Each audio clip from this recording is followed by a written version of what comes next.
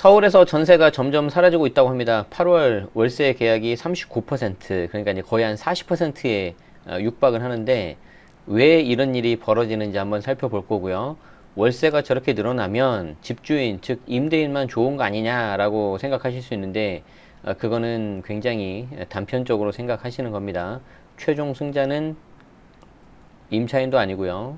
임대인도 아니고 바로 그 위에 있는 정부라고 생각합니다. 왜 그런지 설명드리도록 하고 거기에 대한 근거 기사를 제가 또 하나 가져왔습니다. 이게 뭐냐면 국세청은 당신이 월세 얼마 받는지 다 알고 있다. 아마 제 채널에서 설명 한번 해드린 그런 기사 같은데 이것까지 같이 해서 설명드리도록 하겠습니다.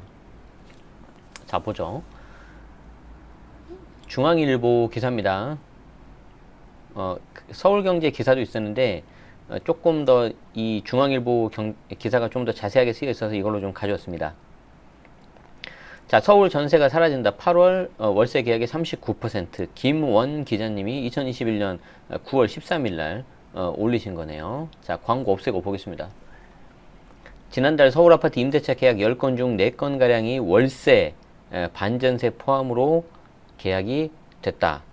사상 최고 수준의 월세 비중으로 지난해 7월 새 임대차법 시행 이후 전세 월세화가 심화되고 있는데 전세를 월세로 돌리는 집주인이 늘고 있는 데다가 크게 뛴 전세금을 감당하지 못하는 세입자가 보증금 일부를 월세로 전환하고 있기 때문이다. 자, 전세 월세화가 심화되고 있다고 하는데 뭐 많은 분들이 예상하셨죠. 임대차법 시행이 됐고 특히 보유세가 올라가니까 집주인들은 그거 월세 받아가지고 좀 충당하려고 하고 물론 이것도 현금 있는 집주인들이나 좀 가능합니다.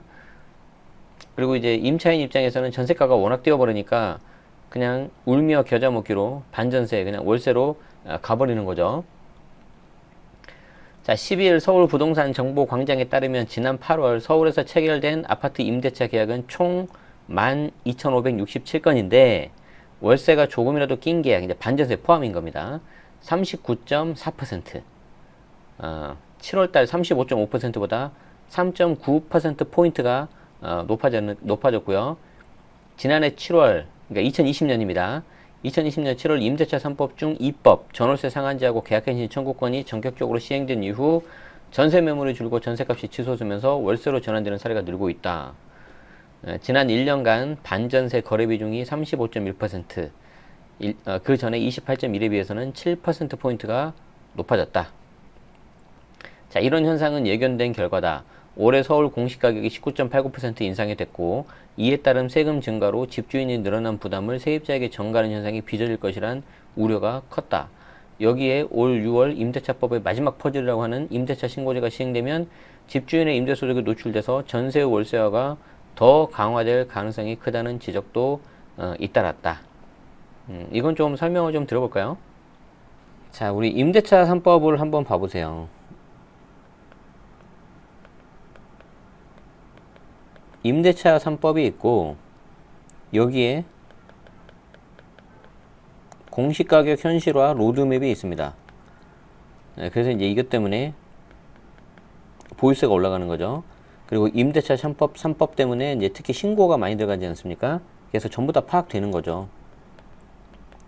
자, 그러면은 이런 것들을 통해서 임대인 입장을 한번 보자고. 임대인 입장에서. 그럼 어차피 자기는 전세를 해도 다 파악이 되기 때문에 세금이 이제 늘어날 거예요. 그럼 어차피 세금 늘어나고 파악이 되는데 보유세 충당이라도 하자. 즉 버티자. 그렇기 때문에 차라리 전세를 월세로 이제 바꾸는 거죠. 그나마 이 전세를 월세로 바꾸는 것도 되는 분들만 좀 하세요. 이게 좀 여유가 좀 있어야 되거든요. 현금이. 그러니까 그거 없으신 분들은 그냥 전세로 그냥 가는 거예요. 그냥. 요게 이제 하나 이렇게 섹션으로 이렇게 구별이 되는 거겠죠. 이렇게. 자, 그러면 반대로 임차인 입장에서는 어떻게 될까요? 임차인 입장에서는 당연히 전세를 선호하죠. 이 말은 무슨 말이냐면 수요가 굉장히 높다는 거죠. 근데 임대인 입장에서 보면은 전세 공급은 줄어요. 그러니까 이게 두 개가 안 맞잖아요. 두 개가 안 맞으니까 어떻게 되는 거예요? 당연히 전세 가격이 오르겠죠. 자, 그러면은 전세 가격이 전세가 나오면 일단 전세가 오른다. 그리고 두 번째, 전세보다는 월세가 늘어난다. 이 두 가지를 기억을 해 놓으시기 바랍니다. 자, 두 가지가 뭐라고요? 전세 가격은 오른다. 전세가 월세로 바뀌어서 월세 비중이 높아진다. 자, 두 개만 기억을 하세요. 자, 이 두 개를 가지고 또 설명을 드릴게요. 자, 첫 번째, 전세 가격이 오른다. 전세보다도 월세 비중이 올라간다. 자, 이렇게 되면 어떻게 될까요? 이렇게 되면 어떻게 될까요? 여기 플러스 임대차 3법, 즉 신고제, 전월세 신고제, 특히 그 중에서도.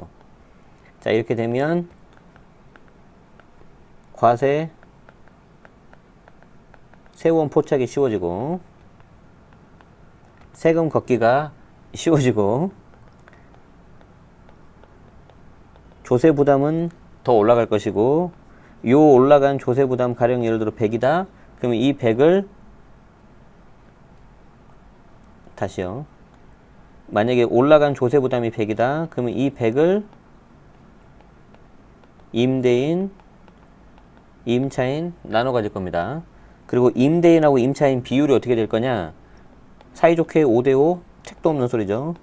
이 경우에는 임대인하고 임차인 중에서 더 이게 이제 가격 탄력성으로 봐야 되는데 좀 어려운 거니까 쉽게 말씀드리자면은 누가 더 힘이 센지를 보면 됩니다. 임대인하고 임차인 중에서 누가 더 힘이 쓸까요? 통상적으로 임대인이 세죠.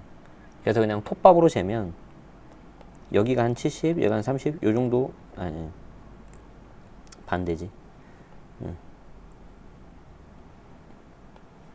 임대인이 더 힘이 세기 때문에 여기가 한 30, 여기가 한 70 이렇게 부담할 가능성이 높습니다. 물론 이제 숫자는 다를 수 있습니다. 이거는 임의적으로 한 겁니다. 어쨌든 중요한 거는 이쪽에 더 힘이 세다는 거죠. 이렇게 돌아온 겁니다. 이렇게. 이게 제가 오늘 방송에서 말씀드리고 싶은 핵심이었습니다. 그래서 이제 임대차 3법 하니까 취지는 좋죠. 임차인 보호하고 그러니까. 그런데 결국에는 이런 결과가 나올 수 있다는 거죠. 뭐 이제 1년 지났거든요. 1년 지났기 때문에 보면 딱 그냥 바로 알지 않습니까? 결과 나왔잖아요. 자, 지역을 가리지 않고 월세 거래가 많이 증가했다. 어떻게 보면 정부 입장에서는 땡큐일 거예요. 왜냐하면 전세보다 월세가 훨씬 파악하기가 쉬워요. 그러면 이제 세금 걷어들이기가 훨씬 더 쉽다는 거죠. 자, 강남구가 지난달 45.1%로 39.1보다 6%포인트 증가했고, 송파 같은 경우에는 33.8에서 46.2, 마포도 52.2나 되네요. 와, 반이 넘어버렸네. 그래서 서울 주요 자치구 임대차 거래에서 차지하는 월세 비중입니다. 서울 전체는 39.4인데, 강남은 45, 강동 50, 강동도 높구나. 마포 52, 마포가 생각보다 높네요. 그리고 송파도 46이네요. 비율만 놓고 보면 오히려 강남이 더 낫네요. 자, 국토부 실거래가 공개 시스템에 따르면 서초구 방배동에 위치한 방배 1차 현대홈타운 아파트에서는 올해 1월부터 지난달까지 8개월간 55건의 임대차 거래가 진행이 되는데, 이 중 65.5% 36건이 월세를 낀 거래였다. 역삼 레미안 같은 경우에도 59.2%가 월세였다. 고액 월세 거래도 늘고 있다. 지난달까지 월세를 낀 아파트 거래는 총 42,672건인데 이 중 100만원 이상 월세를 낀 거래가 12,397건으로 29.1%, 500만원 이상은 0.5, 1000만원 이상도 25건이나 됐다. 야, 이게 돈이 아니죠, 그죠? 보증금 1억에 월세 250인 송파 잠실이잖아요. 1년새 월세 350만원으로 100만원이나 올랐다. 어딜까요? 일단 좀 볼게요. 자, 성수동 아크로 서울포레스트, 여기는 이제 너무 고가주택이니까 약간 예외로 좀 특이점으로 좀 보시기 바랍니다. 7월 전용 264.54, 한 80평 정도 되는 것 같아요. 우리가 흔히 말하는 공급으로 하면. 보증금 20억에 월세 2,700. 이거는 좀 약간 특이한 걸로 봐야 됩니다. 이건 일반화 시키면 안 되고요. 자, 요즘에는 집주인이 월세를 끼고 거래하는 걸 선호한다. 어차피 다 알 거니까 차라리 이걸로 세금이나 내자. 주택 관련 세금이나 대출이자를 월세를 받아 해결하는 집주인이 많다는 얘기다. 제가 아까 말씀드린 게 이거죠. 자, 그래서 보시면 올해 1월부터 8월 거래 기준으로 보면 국토부 실거래가 공개 시스템으로 한 겁니다. 방배 1차 현대홈타운 월세 비중 65%, 역삼 레미안 59%, 현대 힐스테이트 2단지 57%, 서초구에 있는 우성아파트 54%, 레미안 퍼스티지 52%, 레미안 퍼스티지 특히 이제 반포 같은 경우에는 특히 전세가 어마어마하게 오르고 있죠. 그 이주하면서. 상계 주공 5단지 51%, 성수동 2가 힐스테이트 48%. 야, 뭐 이게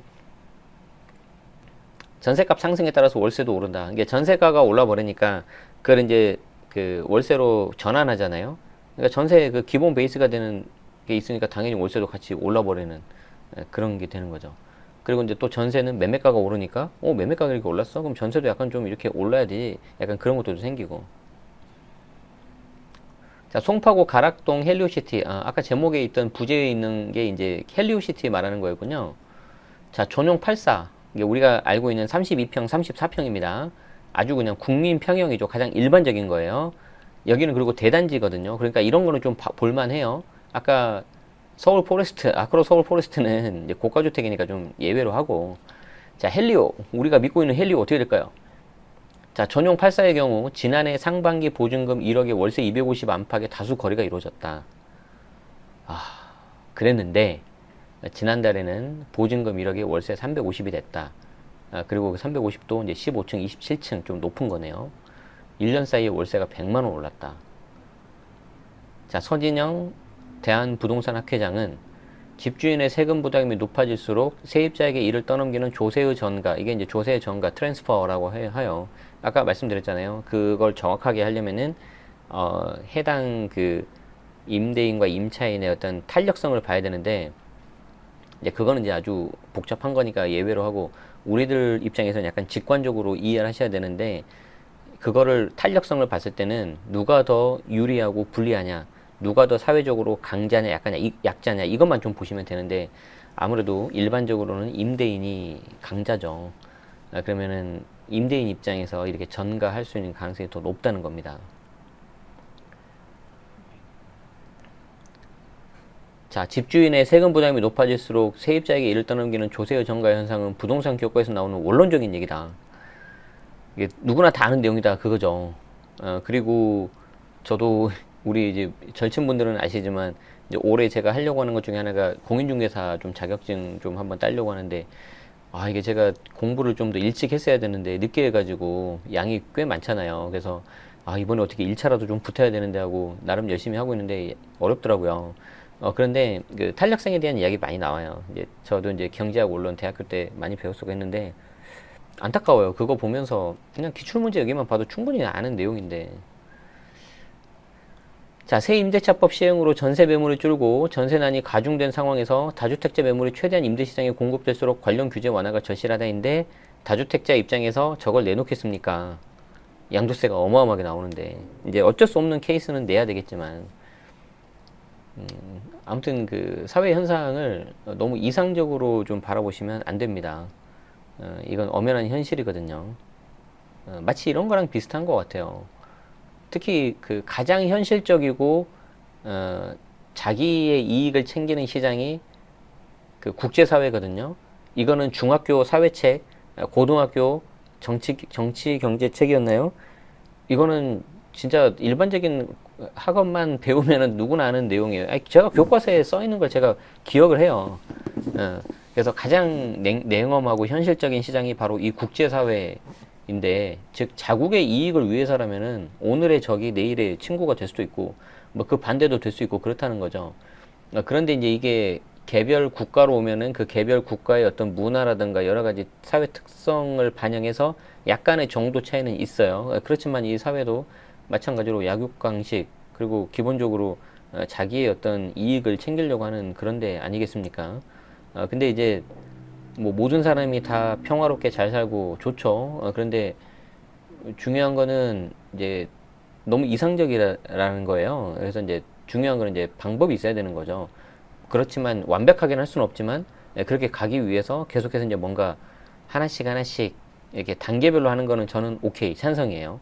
그런데 그 방법이나 그 대응책이 너무 이상적이고 어떤 뜬구름 잡는 이야기다. 저는 굉장히 싫어해요. 왜냐하면 저는 어, 그 MBTI 성향이 ESTJ거든요. ESTJ. ESTJ. 예, ESTJ 찾아보세요. 그러면 이제 이 사람의 성격 장점과 단점이 나오는데 저는 굉장히 그 현실적인 사람입니다. 1 더하기 1은 딱 2가 나와야 되는 사람인 거죠. 그리고 뭔가 숫자로 나왔을 때 굉장히 좋아해요. 그래서 제가 부동산 절세 이거 하는 것일지도 모릅니다. 이렇게 자격증도 없으면서. 자, 그래서 정리를 좀 해보자면 여러분들이 이런 거를 볼 때 좀 흐름을 좀 보실 필요가 있어요. 흐름을 보실 필요가 있다.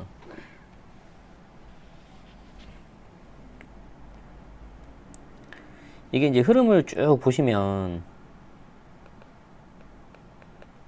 아까도 말씀드렸지만 보유세 인상이 되고 있죠. 이거는 공시가격 현실화 때문에 계속해서 올라가고 있고요. 그리고 이제 양도세가 이제 중과가 되기 때문에 매물이 좀 나오기가 힘듭니다. 그리고 이제 여기에 이제 등록 임대주택 늘어나면서 좀 매물이 잠기는 효과가 있죠. 그래서 보면은 게다가 정부의 공급 대책 지금 잘 되고 있습니까? 이거 지금 잘 안 되고 있잖아요. 미진하잖아요. 그러니까 결국에는 게다가 이제 수요, 특히 저는 심리를 가장 중요하게 보거든요. 그럼 이거를 종합적으로 여기 이제 임대차 3법도 있죠. 그럼 이걸 종합적으로 해석을 해보면은 수요는 늘어나는데 공급은 이렇게 줄고 있잖아요. 그쵸? 그러면 이거 그래야 됩니까 이거? 이게 수요, 공급. 자, 수요가 늘어난다는 건 뭐예요? 그래프 상에서 움직이는 게 아니라 그래프 자체가 움직이는 거죠. 이렇게 움직이지 않습니까? 이렇게. 수요가. 예. 그리고 공급이 줄어든다는 건 뭐예요? 공급 곡선 자체가 이렇게 줄어버린다는 거죠. 이렇게. 그러면 이제 움직이는 그 모양에 따라서 달라지겠지만 중요한 건 뭐다? 기존에 있었던 평균 가격이 P0였다면 나중에 균형 가격 P5는 무조건 올라간다는 거죠. 이렇게. 물론 요게 이제 거래량이 어떻게 될지는 요 기울기 크기에 따라 다르긴 해요. 뭐 이 정도 다 아시잖아요. 우리 그 채널에 그 계신 분들 중에 공인중개사분들이 얼마나 많은데 그분 하고 계신 분들 아닙니까? 제가 공부를 하니까 이제 대단하신 분들이다라는 걸 아는 거죠.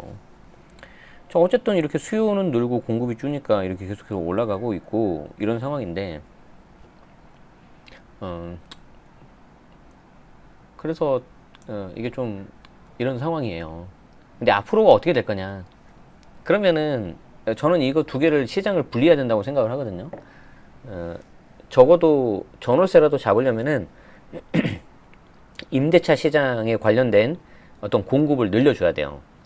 당장 새 아파트를 못 하겠지만 그래도 임대주택은 늘려줘야 되잖아요. 그게 민간에서 공급하든 정부에서 공급하든 등록이든 미등록이든. 근데 그거를 임대사업자를 막아버렸잖아요. 인센티브를 다 없애버리고. 그러니까 안 하죠. 할 필요가 없죠. 저도 하지 마라 그러고. 그러니까 더 힘들어지는 거죠. 어쨌든 두 마리 토끼를 못 잡으면 하나라도 좀 잡아야 되는데 그 부분이 좀 안 돼서 좀 걱정입니다. 자, 그리고 이제 제가 정말 말씀드리고 싶은 거는 뭐였냐면 우리 아까 이렇게 말씀드리면은 수요는 늘고 공급은 줄어가지고 가격이 계속 올라가서 지금 전월세가 올라가고 거기에 매가까지 올라가니까 너무 힘들다는 거잖아요. 자, 그러면은 이 부동산 시장을 잘 보십시오. 이렇게 부동산 시장을. 이 부동산 시장에 이 플레이어들이 있어요. 플레이어들이. 이 누굽니까? 임차인이 있고요. 그리고 여기에 임대인이 있습니다. 그리고 또 누가 있습니까? 정부가 있지 않겠습니까? 지금 임차인들 죽어나죠 지금. 지금 임차 비용이 너무 올라가니까 진짜 너무 못 살겠는 거예요. 임차인들이 지금 전월세 가격이 올라가니까 전세는 올라가죠. 그리고 이제 월세까지 올라가죠. 전세 공급은 없죠. 게다가 집값도 올라가고 있죠. 게다가 대출은 안 되고 있죠. 대출 안 되니까 2금융권 지금 쓰라고 4금융 쓰라고 지금 안내하고 있죠. 어이가 없는 거죠. 임대인들은 어떻습니까 지금? 뭔가 집값은 올라가니까 기분은 좋은데 세금이 계속 늘어나고 있잖아요. 게다가 팔지도 못해요. 팔지도 못해. 보유세는 계속 올라가죠. 게다가 월세로 바꾼다? 세금을 내려고? 이거 되게 과세 포착 잘 되거든요. 맞죠? 그럼 이 사람들은 점점 이렇게 집 사는 게 어려워져요. 이 사람들은 계속해서 이제 가지고 있는 거 다 세금으로 다 뜯겨요, 그냥. 이 세금이 어디로 가는 거예요? 이리 가는 거예요. 이 사람들 집 못 사잖아요. 그리고 이제 점점 월세가 많아지잖아요. 그럼 이 월세에 대해서 세액공제합니다. 세액공제 신청을 합니다. 그럼 정부가 쬐끔 줘요, 쬐끔. 한 달치 정도, 한 75만 원인가? 예, 그나마 이것도 조건 됐을 때만. 결국 승자는 여기다. 이렇게 되는 거죠. 제 뇌피셜입니다, 이게.